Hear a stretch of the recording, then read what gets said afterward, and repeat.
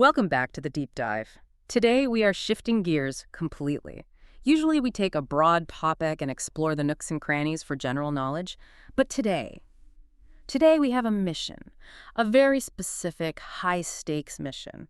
If you're listening to this, you might be driving to the hospital, maybe sitting in a library surrounded by stacks of books like Miller and Morgan and Mikhail, or you might be nervously pacing the hallway before your final MD exams, because today we are conducting a full-blown exam prep session. That's right. We are putting the casual conversation aside and putting on our academic hats. Think of this as a mentoring session. I'm playing the role of that terrifying senior faculty member. Yeah. You know the one who is about to grill you before the Gujarat University MD anesthesiology exams, the one who stares over their glasses and just waits for you to slip up. I can already feel my palms sweating just thinking about it, but we're doing this because the topic we're diving into is an absolute beast. It's a make or break topic. If you get this right in the theory paper or the Viva Voce, you look like a superstar. If you get it wrong, well, It's an instant fail. really, an instant fail. In many examiners' eyes, yes. If you mess up the basic management principles here, it shows a fundamental lack of understanding of safety. We're talking about cardiomyopathies. Specifically, cardiomyopathy's classification, pathophysiology, and anesthetic management. And to prepare you for this, we've pulled from the absolute heavyweights of the curriculum. We've got Miller's anesthesia, Morgan and Mikhail, Robbins' pathology for the cellular deep dive, and core topics in cardiac anesthesia. And we're going to synthesize all of that into a comprehensive audio guide. We're going to cover the classification, the deep pathophysiology, and most importantly, the anesthetic management. And we're going to have let's call it a gold standard, focus on HOCM, hypertrophic obstructive cardiomyopathy. Okay, why HOCM? Why is that the gold standard focus? Why does this specific condition terrify students so much? It terrifies students, and honestly, even some practicing anesthesiologists, because the management for this one type, HOCM, is the exact physiological opposite of the management for almost every other form of heart failure. If you treat a HOCM patient like a dilated cardiomyopathy patient, you will kill them. I don't use that word lightly. You will precipitate a cardiac arrest. And if you mix them up in a Viva, the examiner will stop the exam right there. Okay, that is a sobering thought. So let's unpack this systematically so that doesn't happen. Let's start with the basics. Section 1, Introduction. How do we even define a cardiomyopathy? Because in my head, isn't any heart disease a disease of the muscle? You have to be precise, especially for the exam. If we look at Robbins, the definition is heart muscle diseases attributable to intrinsic myocardial dysfunction. And that word, intrinsic, is the key. Intrinsic. So it's a problem from within the muscle itself? Exactly. We're distinguishing it from heart failure that is secondary to other load issues. So if a patient has hypertension for 20 years and their heart fails, that's not cardiomyopathy. Correct. That's hypertensive heart disease. If you have a bad aortic valve and your heart fails, that's valvular heart disease. If you have coronary artery disease, that is ischemic heart disease. In those cases, the muscle is reacting to an external problem. In cardiomyopathy, the muscle itself is the primary problem. That's a great distinction. So in ischemic heart disease, the muscle is the victim. It's being starved of oxygen because of, plumbing issues. But in cardiomyopathy, the muscle is the perpetrator. That is a fantastic way to put it. The perpetrator versus victim analogy is exactly what the examiners want to hear. It shows you grasp the core pathology. It's a primary pump or structural failure that's almost encoded in the tissue itself. So why do we as anesthesiologists care so much? I mean, obviously the heart is important, but why is this specific group of diseases such a high perioperative risk? Higher than, say, mild stable angina? It comes down to two words: reserve and reliance. Reserve and reliance, okay. These hearts have significantly reduced physiological reserve. They can't compensate for the stress of surgery. The fluid shifts, the sympathetic surges, blood loss. They have no buffer. But more importantly, they are incredibly reliant on specific loading conditions. Loading conditions, you mean preload and afterload? Exactly. A normal heart is, it's forgiving. You can dry it out a bit or drop the pressure a bit, and it adjusts. A cardiomyopathic heart lives on a knife edge. Some need to be full, some need to be empty, some need to be slow, some need to be fast. And if you deviate from those strict parameters, you trigger a spiral of decompensation.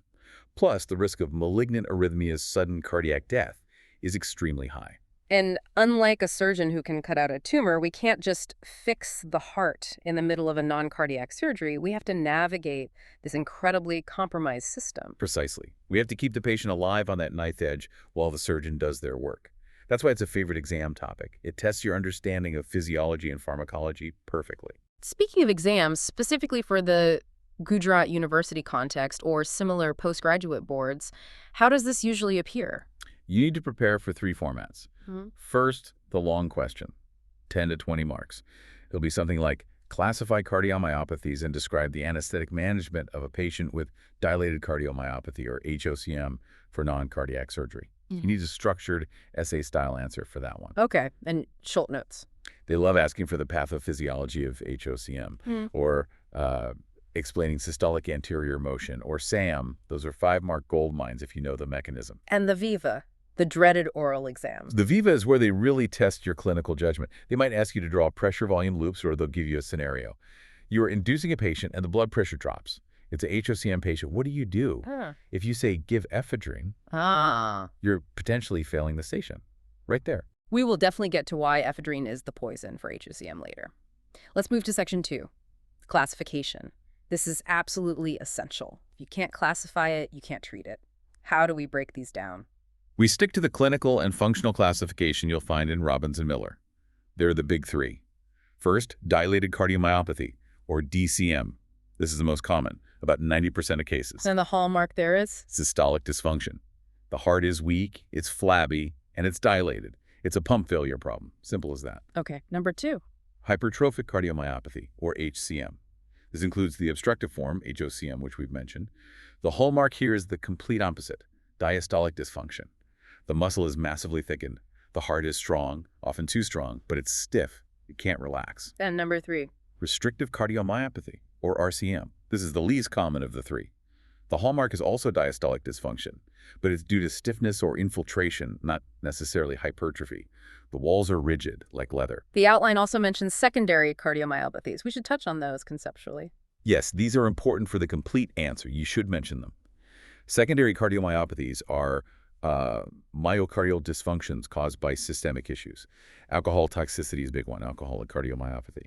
Peripartum cardiomyopathy is another crucial one, especially for obstetric anesthesia. And then there's stress-induced cardiomyopathy. Takotsubo. Takotsubo, yes. Takotsubo is fascinating. It mimics a massive heart attack, doesn't it? It does. It presents with ST elevation and chest pain, usually after some intense emotional stress. But you do an angiogram, and the coronaries are clean. The apex of the heart just balloons out. Hence the name Takotsubo, which is a Japanese octopus trap, is a catecholamine surge, just stunning the myocardium. For the VIVA, though, you mentioned an examiner-oriented classification. What's the pro tip here for the student? When you're in the VIVA, don't just list the names. Classify them based on hemodynamics, group them into systolic failure, which is primarily DCM, and diastolic failure, which is HCM and RCM. This shows the examiner you're thinking like an anesthesiologist, because that distinction dictates your entire management plan. Systolic failure needs support. Diastolic failure needs filling time. You've got it. That's the core concept. Okay, let's dive deep into each one. Section 3, dilated cardiomyopathy pathophysiology. This is marked as very high yield. What does a DCM heart actually look like? Picture a flabby hypocontractile bag. Robbins describes it perfectly. All 4 chambers are often dilated. The heart is heavy, large, 2 to 3 times normal weight. But the walls aren't necessarily thickened in proportion to the dilation. It's stretched out, like an old rubber band that has lost its snap. And the mechanism is systolic dysfunction. Right. It's a pure pump failure. The pump cannot eject. The hallmark is a reduced left ventricular ejection fraction, the LVEF. In a healthy person, we're looking at, 50 to 65%? In DCM, it's typically less than 40% and often less than 25% in the patients we see for surgery. And there's also a valvular component usually, right? Even if the valves themselves were initially normal. Yes, this is functional mitral regurgitation. Imagine a door frame. If the walls of the house expand, the door frame gets wider. The valve leaflets are still the same size, so they can't meet in the middle anymore. So the valve leaks because the room got too big? Exactly. The ventricular dilation stretches the mitral annulus ring, so now you have mitral insufficiency. This makes the forward flow even worse because when the ventricle tries to squeeze, blood leaks backward into the atrium instead of going out the aorta. So for the anesthesiologist, what is the core concept here? Forward flow. The heart is full of blood, but it's too weak to push it forward. Everything we do must help the heart eject blood forward and prevent it from failing under the load. We need to reduce the work the heart has to do. Okay, hold that thought on management. We need to contrast this with the absolute beast of the exam. Section 4, Hypertrophic Cardiomyopathy, HCM or HOCM Pathophysiology. This is exam gold. This is where you need to wake up if you've drifted off. HCM is characterized by massive myocardial hypertrophy without dilation. But it's not just big muscle, it's asymmetric septal hypertrophy. Asymmetric meaning the septum, the wall between the ventricles, is thicker than the free wall? Exactly. In a normal heart, the septum and free wall are roughly equal in thickness. In HOCM, the septum bulges aggressively into the left ventricular cavity. Robbins describes the lumen as having a banana-like configuration because of this bulge. It turns a nice round chamber into a slit-like crescent.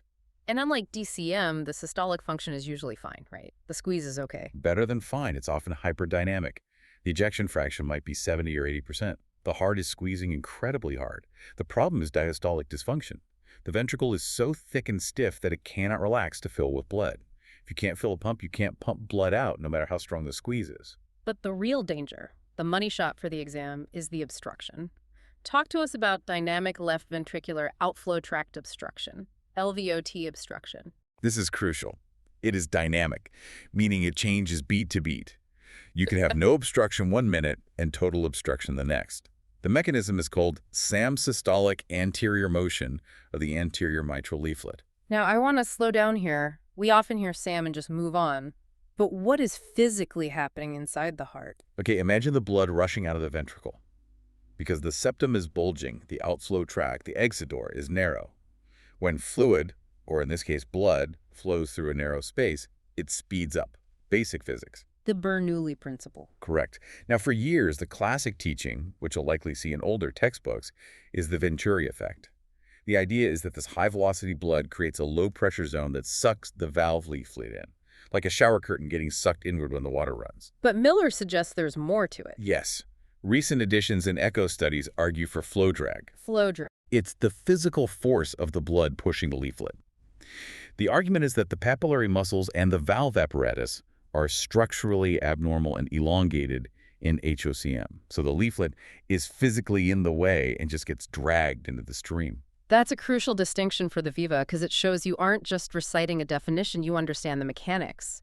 The valve isn't just being sucked in, it's structurally displaced into the line of fire. Precisely. And the result is a double whammy. 1, the leaflet blocks the blood from leaving the aorta, which is the obstruction. 2, because the leaflet is pulled out of position, the mitral valve doesn't close properly, causing mitral regurgitation. So you get obstruction and a leak at the same time. This brings us to the most important list in this entire deep dive, the deadly quartet. What are the factors that increase this obstruction? Memorize this list. These 4 things worsen obstruction and can kill a HOCM patient. They are decreased preload, decreased afterload, increased heart rate, and increased contractility. Okay, let's break them down physiologically. Why does decreased preload kill a HOCM patient? Think about the geometry. The left ventricle in HOCM is already small because the walls are so thick. It's a tiny room with thick walls. If you reduce the blood volume, say the patient has been fasting for 12 hours, that tiny room gets even smaller. And physically, that brings the anterior mitral leaflet even closer to the septum. Exactly. They are already uncomfortable neighbors. When the chamber shrinks, they're practically touching. So when systole starts, the path of least resistance isn't out the aorta, it's for that leaflet to get caught. So simply dehydrating a HOCM patient is essentially priming them for obstruction. Okay, what about decreased afterload? Afterload is the pressure in the aorta pushing back against the ventricle. If the pressure in the aorta drops vasodilation, the heart can eject easier and faster.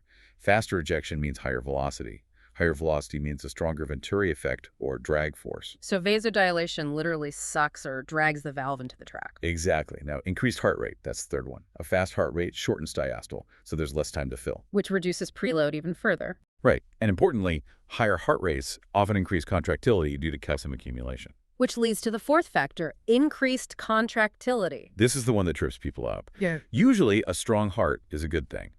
Here, if the heart squeezes harder, let's say purely due to surgical stimulation or pain, it ejects blood violently fast. Velocity goes up, obstruction worsens. It's a paradox. The harder the heart tries to pump, the more it chokes itself off. So any drug or event that causes low volume, low blood pressure, a fast heart rate, or a strong contraction is dangerous. Exactly. And think about a standard anesthetic induction. We give propofol, which causes vasodilation, dropping afterload. The patient is dehydrated from fasting, dropping preload. They might be anxious, causing tachycardia. It's the perfect storm for a cardiac arrest. That is terrifying. Okay, let's quickly cover the third type before we get to management. Section 5, restrictive cardiomyopathy. RCM is characterized by reduced ventricular compliance. The wall stiffness is the key. Unlike HOCM, the wall thickness is usually normal or only slightly thickened. So why is it stiff? What's going on in the muscle? The muscle tissue is being replaced by fibrosis or infiltrates. Amyloidosis is a classic cause protein deposition makes the muscle rigid, or radiation fibrosis from cancer treatment. Robbins mentions this. The hemodynamics are similar to HOCM in that it's a failure of filling diastolic dysfunction, but systolic function remains near normal, at least initially. And the expert analogy here. It behaves very much like constrictive pericarditis. In fact, differentiating RCM from constrictive pericarditis is a classic cardiology exam question. For anesthesia, just remember, stiff wall, fixed volume. The ventricle cannot expand to accept extra blood. Let's move on to section 6. Clinical features. What do these patients complain of? It's a spectrum of heart failure symptoms. Dyspnea, fatigue.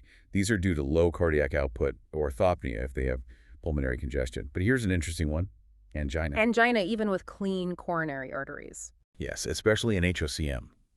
The muscle mass is so huge that the demand for oxygen outstrips the supply, even if the pipes, the coronaries, are wide open.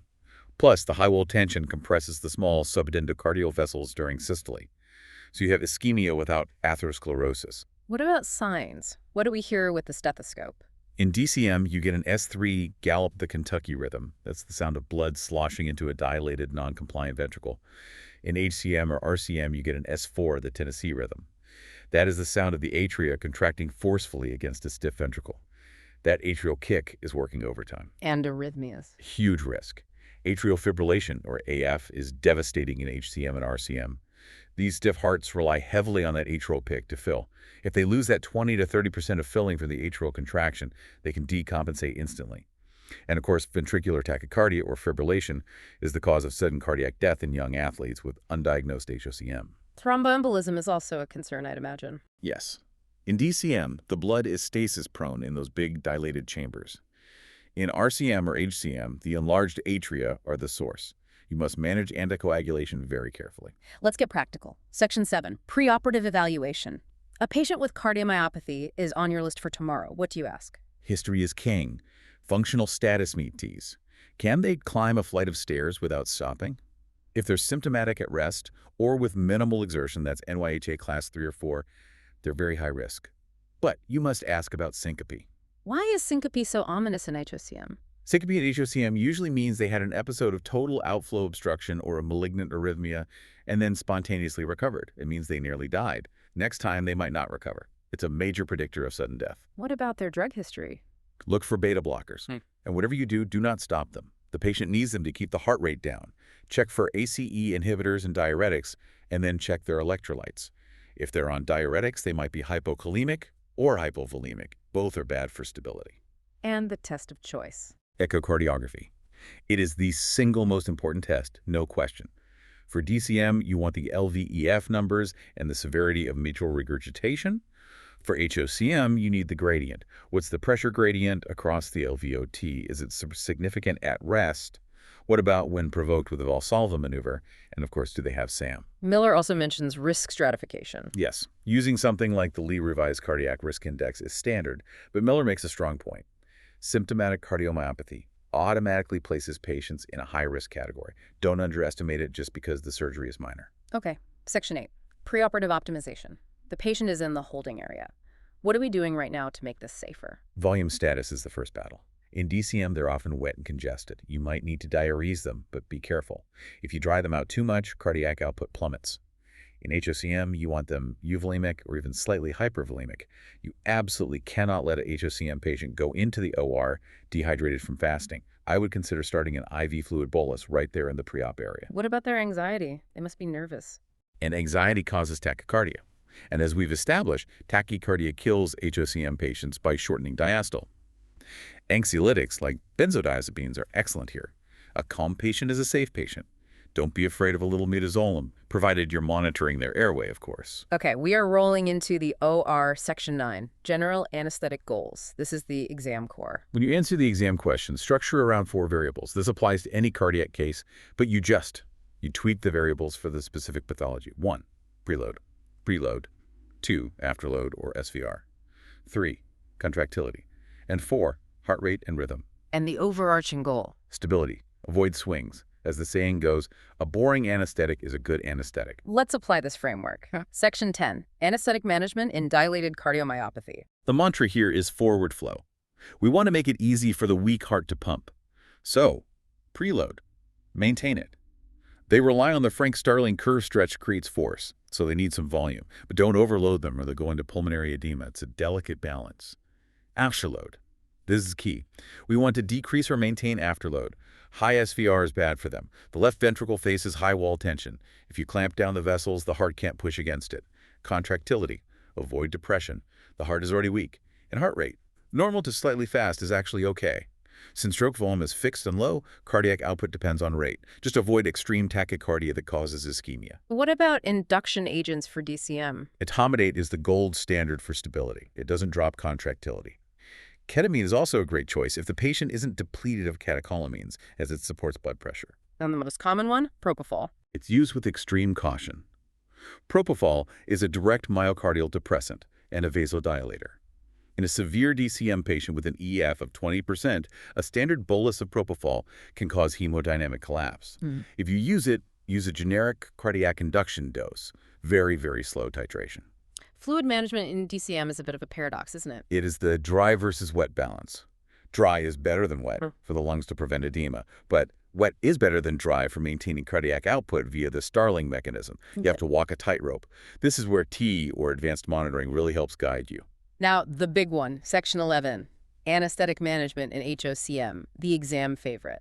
If you remember nothing else from this deep dive, remember this mnemonic. Full, slow, tight. Full, slow, tight. This is the mantra for HOCM. It dictates every single drug choice you make. Okay, let's break it down. Full. Full refers to preload. You must keep the ventricle well filled to keep the outflow tract open. This means aggressive fluid loading. If the pressure drops on induction, give fluid first. The Trendelenburg position can also help. Slow refers to heart rate. Bradycardia is better than tachycardia. A long diastole allows the stiff ventricle time to fill. It also reduces contractility slightly. Aim for a rate of 60 to 70. If it creeps up to 90 or 100, you have to treat it aggressively with beta blockers like esmolol. Or tight. Tight refers to afterload. You want a high SVR. High resistance in the aorta acts like a splint. I love that analogy, a splint. Yes. High afterload acts like a splint or a stent from the inside. It keeps the aorta pressurized, which pushes back against the outflow tract, holding it open. In HOCM, resistance is life. Vasodilation is the enemy. This leads to the most critical drug distinction, inotropes. This is the fail point. Never give ephedrine, dopamine, or dobutamine to a HOCM patient who is hypotensive. Okay, this is the Viva trap we teased in the intro. You're in the OR, the BP is 70/40, and your reflex, your muscle memory, is to reach for ephedrine. It's the workhorse of our specialty. Why is this specifically the poison for HOCM? You have to look at the receptor profile. Ephedrine is a mixed agonist. It hits alpha receptors, sure, which squeezes the vessels. That part is good for HOCM. Yeah. But it also hits beta-1 receptors on the myocardium. And beta-1 means increased inotropy, a harder squeeze. Correct. You give ephedrine, the heart squeezes harder, the outflow tract narrows even more, the obstruction worsens. So you have effectively increased the blockage while trying to raise the pressure. The blood pressure might actually drop further because you've choked off the outflow. It's a physiological trap. So what is the preferred vasopressor, the safe choice? Phenylephrine. It is a pure alpha-1 agonist. It tightens the peripheral vasculature, clamps down the hoses, which raises the afterload. But it has no beta activity. It does not make the heart squeeze harder. In fact, the reflex bradycardia you get from the high pressure is beneficial. It raises SVR without increasing heart rate or contractility. It fixes the hypotension while actually reducing the obstruction. What about an induction strategy for HOCM? You want to blunt the sympathetic surge. High-dose opioids like fentanyl are great for this. You want deep anesthesia before you put the tube in. Right. Propofol is actually okay here if you have loaded the volume first. Its myocardial depression might actually reduce the obstruction slightly, but the vasodilation is the risk. Etomidate is safer. Sevoflurane is a good maintenance agent because it doesn't increase contractility. Let's touch on Section 12, anesthetic management in restrictive cardiomyopathy. This is the hardest one to manage in some ways. They have a fixed stroke volume, the ventricle is stiff, and it just cannot expand. So cardiac output is entirely heart rate dependent. Remember the formula, CO equals HR times SV. If SV is fixed, HR is the only dial you have. So we want tachycardia. No, that's the trap. If they get too fast, they can't fill. It's still a diastolic failure. If they get too slow, the output drops because the stroke volume is so small. You need a Goldilocks rate, usually 70 to 80 beats per minute, and sinus rhythm is absolutely mandatory. And fluids for RCM. A very, very narrow margin. They need high filling pressures to overcome the stiff wall. But if you give just a little too much, it backs up instantly into the lungs because the ventricle won't expand. Fluid overload leads rapidly to pulmonary edema. Section 13, intraoperative monitoring, marked very high yield. Standard monitors are not enough. ECG. Monitor lead 2 for arrhythmias. Specifically, you're looking for P waves to ensure atrial rhythm and V5 for ischemia. Invasive arterial BP, mandatory. For any moderate to major surgery, especially in HOCM, you need to see the beat-to-beat changes. If the pressure drops in HOCM, you have seconds to react with phenylephrine. CVP. Core Topics notes that CVP is controversial. It doesn't reliably reflect LV volume, but it can be useful for trends. TE, transesophageal echo. This is the ultimate monitor. In HOCM, you can see the SAM in real time. In DCM, you can see wall motion. It guides your fluid and drug therapy. And urine output. Always. It's the best global marker of organ perfusion we have. We've got the patient through surgery. Section 14, postoperative management and ICU care. Do not relax yet. Emergence is a high-risk period. Pain, shivering, extubation, all of these cause a huge sympathetic surge. In HOCM, if the patient wakes up in pain and gets tachycardic, they can obstruct and arrest right there in the recovery room. So pain control is absolutely critical. Multimodal analgesia. You want a pain-free, calm emergence. A good epidural or regional block is excellent if you manage the hemodynamics carefully. What about fluid balance in the ICU? For DCM, avoid drowning them. They might mobilize third space fluid and go into failure 24 hours later. For RCM, keep them carefully balanced. It's that narrow margin again. Have a low threshold for elective ventilation overnight or ICU admission. These are not fast-track patients. Section 15, cardiomyopathy and regional anesthesia. Can we do a spinal? It's a common question. This is the dilemma. A sympathectomy causes vasodilation. It drops both preload and afterload. In DCM, it's usually tolerated well if it's gradual, like an epidural. Reducing afterload can actually help forward flow in DCM. In HOCM, it's high risk. A sudden spinal anesthesia can cause catastrophic LVOT obstruction due to the dropped SVR. Let's talk about the pregnant patient with HOCM coming for a C-section. This is a classic exam scenario. Standard of care for C-section is a spinal. It's fast, reliable, safe for the airway. Do we abandon it? This is where the textbooks and the real world have a negotiation. Miller will tell you that general anesthesia is safer because you can control the hemodynamics perfectly. A single-shot spinal is essentially a sympathectomy grenade. You throw it in, and you lose your vascular tone instantly. Preload tanks, afterload tanks. The HOCM heart empties out and obstructs. Exactly. However, general anesthesia for a C-section has its own risks: airway difficulty, aspiration. So many expert centers advocate for a graded neuraxial technique. Like an epidural. An epidural, or a combined spinal epidural with a very low-dose spinal component. You give a tiny dose, watch the pressure. Give a little more, watch the pressure. And you don't just watch, you actively manage. You have a phenylephrine infusion running before you put the needle in. You're preloading the afterload. Precisely. You don't wait for the drop. You maintain that tight physiology we talked about. If you do a spinal on a HOCM patient without a pressor ready and running, you're being negligent. Section 16, emergency surgery. A patient with HOCM needs an emergency laparotomy. They are crashing. Priorities. Stabilize first. If they're in atrial fibrillation with a rapid ventricular response, you cardiovert them immediately. Yeah. You need that sinus rhythm. Have defibrillator pads on before induction. Have phenylephrine and esmolol, a short-acting beta blocker, drawn up and ready. Esmolol can be a lifesaver in HOCM to slow the rate and reduce contractility in a crisis. Now for the audio learners, let's visualize Section 17. Comparison tables. I'm going to call out a variable. You tell me the goal for DCM versus HOCM versus RCM. Ready? Preload. DCM. Maintain, but don't overload. HOCM. Increase or high. Keep them full. RCM high. Needs the filling pressure. Afterload. Decrease. Help that forward flow. HOCM. Increase. Keep it tight. RCM. Maintain. Contractility. DCM. Avoid depression. Support it if you can. HOCM. Avoid any increase. No inotropes. RCM. Maintain. And heart rate. DCM. Normal or even highish is okay.